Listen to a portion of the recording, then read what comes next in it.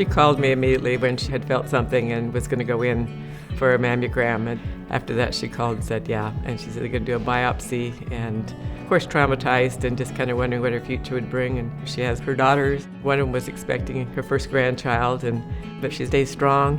Whatever it takes, bite the bull and do it. I'm Evelyn Dame, and I nominated Cindy Jacopian for the Inspire Excellence Award. I've known Cindy for about 8 years now.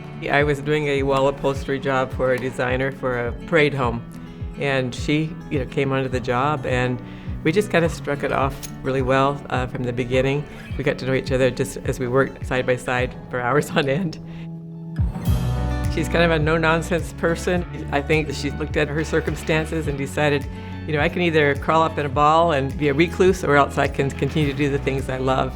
And she enjoyed pickleball, and that was kind of her escape, I think. Her teammates rallied around her, became some of her best supporters. She would actually play Monday through Thursday. She would go down to her chemo treatments Thursday afternoon. She'd take Friday off, and Monday she'd back on the courts. So when she went into some of her treatments, they were surprised that her white blood count had not gone down.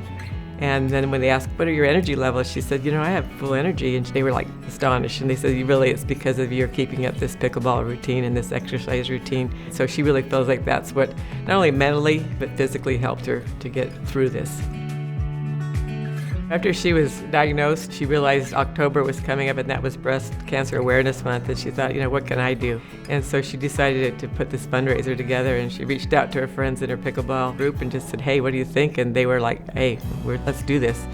And so she was able to have a successful fundraiser last year, and then, before it even rolled the calendar, she was already looking at 2024. And you guys have to screen. You have to be alert. And besides that, she's, been able to mentor people. She realized how much she benefited from people that she could talk to that had actually been through what she'd been through, and so she's available, and I think people look to her for that strength.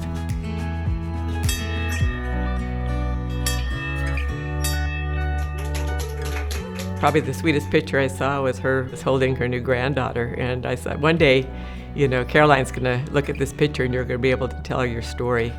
And that's going to be wonderful, and she'll know the strength that she comes from.